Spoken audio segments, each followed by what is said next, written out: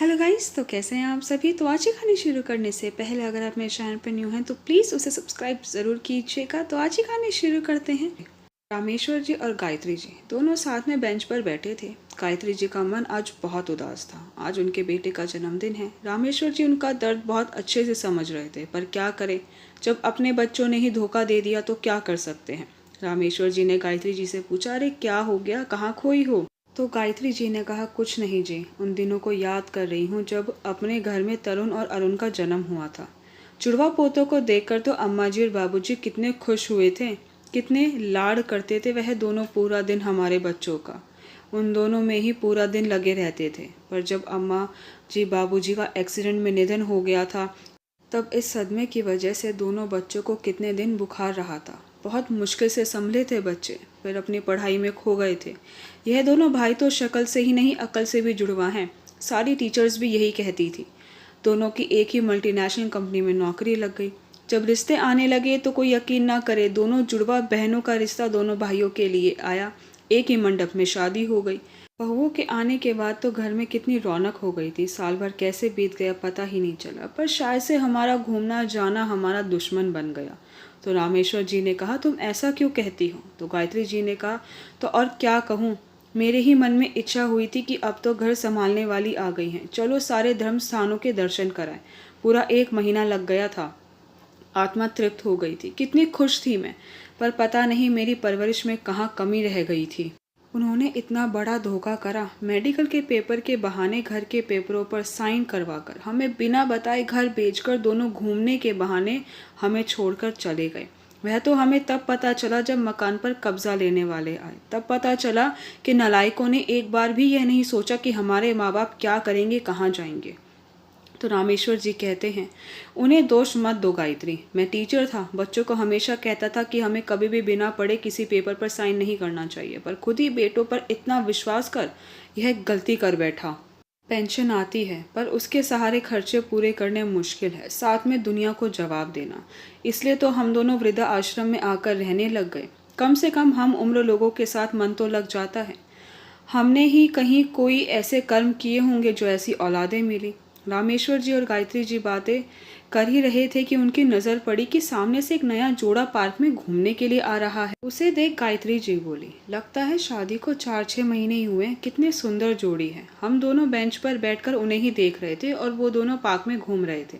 इतने में लड़की को चक्कर आ जाता है, तो वह लड़का चिल्लाता है, अनु क्या हुआ अनु। तो हम दोनों भी उनके पास जाकर उनसे पूछते कि क्या हुआ बेटा। तो लड़का कहता है, पता नहीं आंटी, मेरी अनु एकदम से बेहोश हो गई है। तो मैंने हमारी पानी की बोतल से पानी के कुछ छींटे उसके चेहरे पर मारे और थोड़ा सा पानी उसे पिलाया तो उसे होश आया। तो गायत्री जी ने पूछा, बेटी क्या हुआ। तो अनु कहती, पता नहीं आंटी जी, एकदम से चक्कर आ गया। तो गायत्री जी ने पूछा, कुछ खुशखबरी है क्या। तो उसने कहा, आंटी जी अभी दिखाया नहीं है डॉक्टर के। तो उसका पति अर्जुन अनु के चेहरे की तरफ देखता है कि तुमने मुझे क्यों नहीं बताया। नहीं, चलो आज ही तुम्हें पहले डॉक्टर के लेकर चलता हूँ। फिर वह दोनों अपने रास्ते चले गए और हम दोनों अपने रास्ते। अगले दिन हम दोनों जब पार्क में गए तो वे दोनों पहले से ही हमारा इंतज़ार कर रहे थे। हमें देखते ही अर्जुन बोला, आंटी जी आपकी बात सच थी, अनु माँ और मैं पापा बनने वाला हूँ। वो हमें लड्डू का डिब्बा देते हैं। तो हम कहते हैं, अरे बेटा हमें तो वैसे भी बहुत खुशी है, इन सब चीज़ों की क्या ज़रूरत है। तो अर्जुन कहता है, अंकल हम दोनों का कोई नहीं है इस दुनिया में जिसके साथ हम यह खुशी बांट सके। हम दोनों ही अनाथ हैं। तो हम वह डिब्बा ले लेते हैं और दोनों को खूब खूब आशीर्वाद देते हैं। फिर वृद्धाश्रम आने पर सबके साथ मिठाई बांटकर खाते हैं और सारी बातें बताते हैं। तो वहाँ पर एक सरला जी भी रहती हैं। वह गायत्री जी से कहती हैं, अरे तुम तो ऐसे खुश हो रही हो जैसे वो तुम्हारे बेटा बहू हैं। तो गायत्री जी ने कहा, पता नहीं, 2 ही दिनों में एक रिश्ता सा जुड़ गया है उनसे। फिर तो हर रोज़ सुबह का इंतज़ार रहने लगा। अब तो यह हर रोज़ का काम हो गया था। हम लोग मिलते थे, खूब सारी बातें करते थे। रामेश्वर जी और अर्जुन तो पार्क में घूमते थे और गायत्री जी और अनु साथ में बैठकर बातें करती थी। गायत्री जी अनु को काफ़ी हिदायतें देती थी, इस समय क्या खाना चाहिए है। अनु नौकरी भी करती थी। तो गायत्री जी ने कहा कि कुछ हेल्दी स्नैक्स लेकर जाया करो साथ में, ताकि कमज़ोरी महसूस ना हो। ऐसे ही काफ़ी टाइम बीत गया। आज अर्जुन और अनु दोनों काफ़ी खुश थे क्योंकि सोनोग्राफी होने वाली थी। उसमें वो अपने बच्चे को पहली बार देखने वाले थे। गायत्री जी रामेश्वर जी भी उन दोनों को देखकर काफ़ी खुश थे। तो अर्जुन ने कहा, अंकल आज तक आप लोगों ने अपना घर नहीं दिखाया हमें, आप कहाँ रहते हैं? जैसे ही रिपोर्ट आ जाएगी हम आप लोगों को दिखाने आएंगे। तो रामेश्वर जी कहते हैं, अरे बेटा तुम क्यों परेशान हो रहे हो, हम कल सुबह यहीं पर रिपोर्ट देख लेंगे। तो अर्जुन कहता है, ठीक है अंकल, पर आंटी और आप ना कल सुबह जल्दी आ जाना। अर्जुन और अनु के जाने के बाद गायत्री जी रामेश्वर जी से पूछते कि आपने उन्हें बताया क्यों नहीं कि हम लोग वृद्धाश्रम में रहते हैं। तो रामेश्वर जी ने कहा, नहीं, मुझे किसी की दया सहानुभूति नहीं चाहिए है। और वे दोनों भी वृद्धा आश्रम में चले जाते हैं। अगले दिन अर्जुन और अनु बेसब्री से अंकल आंटी का इंतज़ार करते हैं, पर वह नहीं आते। कुछ देर इंतज़ार करने के बाद वह वापस अपने घर आ जाते हैं। 3 दिन ऐसे ही निकल जाते हैं तो उन्हें चिंता होने लगती है और वह पार्क में और कुछ लोगों से पता करते हैं उनके बारे में। तो उन्हें पता चलता है कि वह वृद्धाश्रम में रहते हैं और रामेश्वर जी को बुखार आया हुआ है। तो कुछ सोचकर वह दोनों घर वापस आ जाते हैं ताकि उन्हें शर्मिंदा ना होना पड़े। अनु और अर्जुन आपस में बातें करते हैं और अगले दिन पार्क में जाते हैं। उन दोनों को देखकर वह बहुत खुश होते हैं। तो अर्जुन पूछता है, अंकल जी कहाँ थे आप? आपको पता है सोनोग्राफी में बच्चा दिखाई दे रहा था, सच, जब मन में कुछ अलग से ही खुशी हो रही थी, पर आप लोग आए क्यों नहीं? तो रामेश्वर जी कहते हैं, वह बेटा मुझे बुखार आ गया था। तो अर्जुन कहता है, अंकल जी आपके बच्चे कितने किस्मत वाले होंगे जो ऐसे माता पिता मिले। तो रामेश्वर जी कहते हैं, हाँ पर वह यहाँ नहीं रहते, नौकरी की वजह से ना उन्हें यहाँ से जाना पड़ा। हमें तो बहुत बुलाते हैं वह, पर हमारा तो यहीं मन लगता है ना। तो अर्जुन कहता है, अंकल जी आप बुरा मत मानो तो मैं एक बात पूछूं? तो रामेश्वर जी ने कहा, हाँ पूछो। तो अर्जुन कहता है, क्या मैं आपको आपके बेटे जैसा नहीं लगता? मैं आपको एक बात कह सकता हूँ, अगर आप बुरा ना मानो तो। तो रामेश्वर जी कहते हैं, हाँ हाँ बेटा कहो, इतना संकोच क्यों कर रहे हो? तो अर्जुन कहता है, अंकल हमने कभी माँ बाप का प्यार नहीं देखा, दोनों ही अनाथ आश्रम में पले बड़े हैं। वहाँ पढ़ाई करवाई गई, जितनी हो सके सहूलियत दी गई, पर माँ बाप की ममता नहीं मिले। अगर आपके बच्चों को बुरा न लगे तो इतने वह यहाँ नहीं आते या आप लोग वहाँ नहीं जाते, आप हमारे साथ रह सकते हैं। हम आपके साथ कोई ज़बरदस्ती नहीं करेंगे। जब आपके बच्चे आए तो आप चले जाना, बस हम भी कुछ दिन अपना परिवार पूरा करना चाहते हैं। तो वे दोनों एक दूसरे की तरफ देखने लगते हैं और कहते हैं, ठीक है हम लोग कल बताते हैं बच्चों से बात करके। और दोनों वृद्धा आश्रम वापस आ जाते हैं और अपने साथियों को सारी बातें बताते हैं। तो वह सब हमारे लिए बहुत खुश होते हैं, कहते हैं मना मत करना, उन्हें माता पिता और तुम दोनों को बेटा बहू मिल जाएंगे। तो रामेश्वर जी और गायत्री जी अगले दिन हाँ कर देते हैं। तो वे उन्हें अपने साथ अपने घर ले जाते हैं। उन्होंने पहले से ही एक हवादार कमरा उन लोगों के लिए तैयार कर रखा होता है। अर्जुन कहता है, हमारा बच्चा कितना खुशकिस्मत है, उसके आने से पहले ही दादा दादी घर आ गए। थोड़े दिन दोनों को थोड़ा अजीब लगता है, फिर आदत पड़ जाती है। अब तो अर्जुन और अनु दोनों उन्हें माँ पापा कहने लगते हैं। गायत्री जी कुछ काम करती है तो अनु कहती है, माँ मेड सब कर लेगी, आप परेशान ना हो। अब तो गायत्री जी भी अनु को बहू कहने लगी थी, उसके खाने पीने का पूरा ध्यान रखने लगी। टाइम नज़दीक आ गया था तो अनु को ऑफिस से छुट्टी मिल गई। अब तो तीनों को टाइम का पता ही नहीं चलता। एक दिन रात को अनु को पेन शुरू हो गया तो अर्जुन उनके कमरे में आकर कहता है, माँ अनु को पेन शुरू हो गया। तो गायत्री जी कहती है, घबरा मत। और कुछ ज़रूरी सामान का बैग उन्होंने पहले से ही तैयार कर रखा होता है, तो वह बैग ले आती हैं। फिर सब अनु को हॉस्पिटल लेकर जाते हैं। रामेश्वर जी अर्जुन को चिंता न करने के लिए कहते हैं। कुछ समय बाद नर्स आकर कहती है, मुबारक हो बेटा हुआ है। तो सब खुश हो जाते हैं। कुछ समय पश्चात अनु को कमरे में शिफ्ट कर देते हैं। तो गायत्री जी कहती हैं, अर्जुन बेटा अपने बेटे को देखो, बिल्कुल तुम्हारी परछाई है। तो अर्जुन कहता है, पहले दादा दादी बच्चे को गोदी में लेंगे, फिर मम्मी पापा। इतने सम्मान से दोनों की आंखें भर आई। फिर वह दोनों बच्चे को गोदी में उठाते हैं। 3-4 दिन बाद छुट्टी लेकर अनु घर आ जाती है। गायत्री जी अनु का बहुत ध्यान रखती है, सारी रस्में पूरी करवाती है। जब बच्चा साल भर का हो जाता है तब अनु कहती है, माँ अब मुझे ऑफिस जाना पड़ेगा, मैं सोच रही हूँ फुल टाइम आया रख लूँ जो मुन्ने को संभाल लेगी। तो गायत्री जी और रामेश्वर जी कहते हैं कि आज तो यह कह दिया, आइंदा मत कहना, इसके दादा दादी हैं इसे संभालने के लिए, हमारा मुन्ना आया क्यों संभालेंगी। तो अन्नू कहती है, माँ छोटे बच्चे के साथ बहुत काम हो जाते हैं, आप थक जाएंगी। तो गायत्री जी कहते हैं, कोई बात नहीं, अगर मुझसे नहीं हुआ तो मैं तुम्हें बता दूंगी। तो अन्नू कहती है, ठीक है माँ। फिर तो दोनों पूरा समय बच्चे के साथ बिताने लग जाते हैं, खूब खुश रहते हैं। ऐसे ही देखते ही देखते 5 साल बीत जाते हैं। एक दिन अर्जुन घर आता है और बताता है कि उसका ट्रांसफ़र पुणे हो गया। अब हम सब पुणे जा रहे हैं।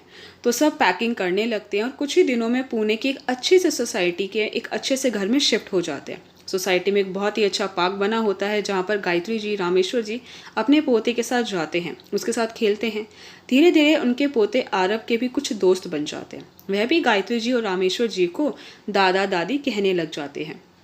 आरव के दोस्त अक्षय और परम वह तो उसके घर भी आना जाना शुरू कर देते हैं और गायत्री जी उन्हें अपने हाथों से बना खाना भी खिलाती हैं। तो अक्षय और परम को बहुत अच्छा लगता है। वह अपने घर जाकर अपने पापा से कहते हैं कि पापा, हमारे दादा दादी क्यों नहीं हैं? आरव के पास इतने अच्छे दादा दादी हैं। उनके घर पर खूब तारीफ़ें करते हैं, कहते हैं कि हमें भी दादा दादी चाहिए। हमें नहीं पता, आपको पता है आरव की दादी कितना टेस्टी खाना बनाती है।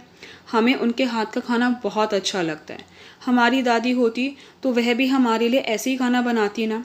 बच्चों के मुंह से इतनी तारीफ़ें सुनकर उनके मम्मी और पापा को हुआ कि आखिर ऐसा कौन आया है सोसाइटी में जिसके बच्चे इतने फैन हो रहे हैं। कुछ ही दिनों में सोसाइटी में एक फंक्शन होता है, तो सभी सोसाइटी के लोग वहाँ पर आए होते हैं। आरव अपने दादा दादी और मम्मी पापा के साथ खड़ा होता है, तो अक्षय और परम फटाफट से दादा दादा दादी दादी करते हुए वहाँ पर चले जाते हैं। साथ में अक्षय और परम के मम्मी पापा भी उनसे मिलने आते हैं। तो दादा दादी को देखते ही रह जाते हैं। अभी अर्जुन आगे आता है और कहता है, हेलो, मैं अर्जुन, यह है मेरे पापा रामेश्वर, मेरी मम्मी गायत्री देवी, मेरी वाइफ अनु और यह है मेरा बेटा आरव। हम कुछ समय पहले ही सोसाइटी में रहने आए हैं। और आप? तो अक्षय और परम के मम्मी पापा कुछ बोल ही नहीं पाते हैं, सिर्फ गायत्री जी और रामेश्वर जी को देखते ही रहते हैं। अर्जुन को बड़ा अजीब सा लगता है। फिर वह गायत्री जी और रामेश्वर जी की तरफ देखता है तो उनके हाव भाव से समझ जाता है कि कहीं यही तो उनके बेटा बहू नहीं है। अर्जुन अनु से कहता है, शायद से यह इनके बहू बेटे हैं। कहीं मैंने गलती तो नहीं कर दी यहाँ पर आकर? मैं कल ही ऑफिस में बात करता हूँ, हम यहाँ से चले जाएंगे, मैं अपना ट्रांसफ़र कहीं और करवा लूँगा। यह बात रामेश्वर जी सुन लेते हैं तो एकदम से कहते हैं, क्यों बेटा, यहाँ से ट्रांसफ़र क्यों करवाना है? कितना अच्छा शहर है, कितनी अच्छी सोसाइटी है। तो अर्जुन कहता है, पर पिताजी वो आपके। तो रामेश्वर जी कहते हैं, अरे बेटा, वह कौन? वह तो अनजान लोग हैं, हम उन्हें नहीं जानते हैं। मेरा बेटा तो तू है और मेरी बहू यह है, और यह मेरा पोता, यह आरव। उसके अलावा हम किसी को नहीं जानते और कोई नहीं है हमारा। और वह गायत्री जी अपने पोते बहू सबको लेकर चले जाते हैं। बेटों को अपने माँ बाप के मुंह से अनजान सुनकर उन्हें बड़ी शर्मिंदगी महसूस होती है। तभी उनकी बहुएं कहती है, देखो तो ज़रा इन बुढ़ा बुढ़ी को, कितनी ऐश से रह रहे हैं। हमने तो सोचा था किसी वृद्धाश्रम में पड़े होंगे। अर्जुन वहीं खड़ा होता है तो वह कहता है, बहन जी ज़रा संभल कर बात कीजिएगा, आप मेरे माता पिता के बारे में बात कर रही हैं और मैं बिल्कुल बर्दाश्त नहीं करूँगा कि कोई मेरे माता पिता के बारे में इस तरह से बात करे। और रामेश्वर जी के बेटों से कहता है, बहुत खुशकिस्मत होते हैं वह लोग जिनके सर पर बचपन से उनके माँ बाप का हाथ होता है, साया होता है, आशीर्वाद होता है, ममता होती है, दुलार होता है। ज़रा उनसे पूछ कर देखना कभी, जिनके सिर पर माँ बाप का हाथ नहीं होता वह कैसे माँ बाप के लिए तड़पते हैं, उनकी एक झलक के लिए तरसते हैं, भगवान से रोज़ दुआ करते हैं कि एक दिन के लिए ही सही पर उन्हें भी माँ बाप का प्यार दिला दें। और मैं भी रोज़ भगवान का शुक्रिया अदा करता हूँ कि देर से ही सही पर उन्होंने मेरे सिर पर भी माँ बाप का साया, उनका दुलार, ममता, आशीर्वाद सब दे दिया। और यह कहकर वहाँ से चला जाता है।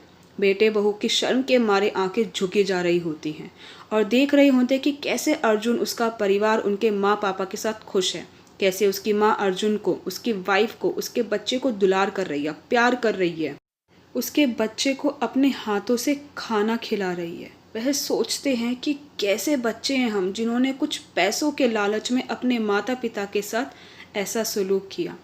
गाइस, कमेंट करके ज़रूर बताइएगा कि अगर गायत्री जी और रामेश्वर जी के बच्चे उनसे माफ़ी मांगने आते हैं और उन्हें अपने साथ अपने घर चलने को कहते हैं तो क्या उन्हें माफ़ कर देना चाहिए है? क्या उनके साथ उनके घर चले जाना चाहिए है या नहीं? आई होप गाइस कि आपको मेरी वीडियो पसंद आई। आपको मेरी वीडियो पसंद आई है तो प्लीज़ उसे लाइक ज़रूर कीजिएगा, शेयर कीजिएगा, मुझे कमेंट करके ज़रूर बताइएगा कि आपको मेरी वीडियो कैसी लगी। अगर आपने अभी तक मेरे चैनल को सब्सक्राइब नहीं किया तो प्लीज़ उसे सब्सक्राइब ज़रूर कीजिएगा। Thank you so much guys मेरी वीडियो देखने के लिए।